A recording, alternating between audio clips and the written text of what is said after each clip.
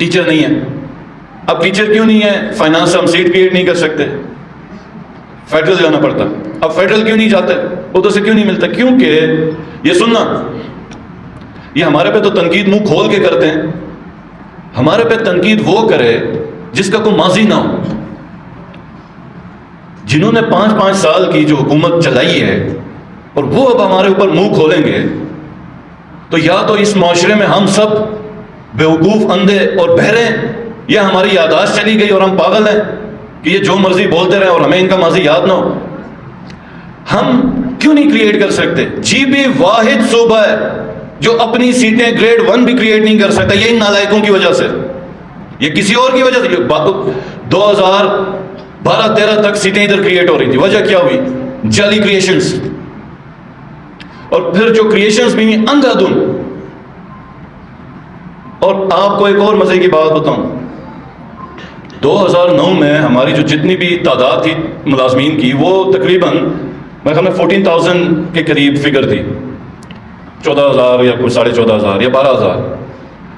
आज 55,000 है। आज 55,000 है। तो आप अंदाज़ा करें कि 2009 से 2022 ये साफ़ी हज़रात भी बैठे हुए हैं।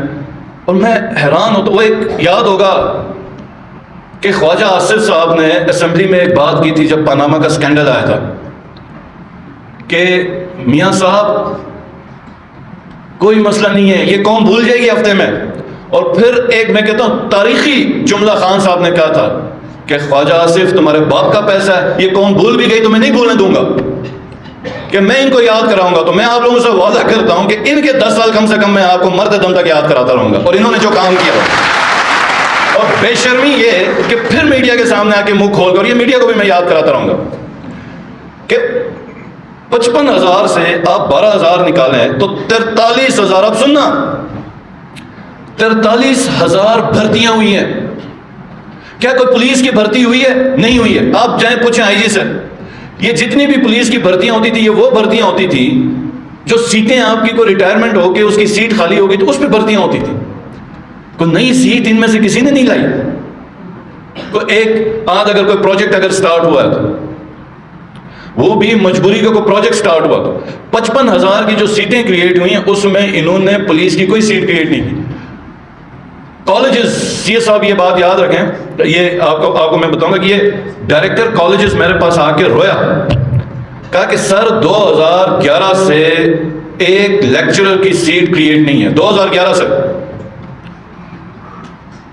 43,000 सीटें क्रिएट हुई हैं, लेक्चरर की एक सीट उन्होंने नहीं क्रिएट की।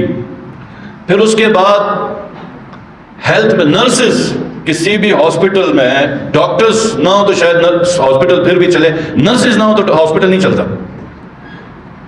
45 नर्सेस पूरे जीबी के सूबे में, पूरे जीबी में 45 नर्सेस।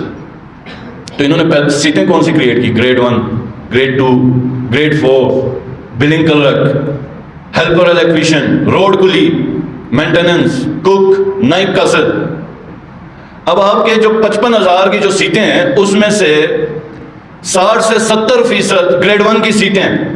यानी हमने अपने बच्चों को बताया हुआ है कि जो सबसे ज्यादा बच्चा तुम्हें मौका मिलेगा वो ग्रेड 1 लगने में होगा, वो ग्रेड 4 में आपको भर्ती होने में होगा। हम इन्होंने न सिर्फ महकमों के साथ मजाक किया बल्कि जो बच्चे हैं, जो नस्ल है, उसके साथ भी मजाक कर दिया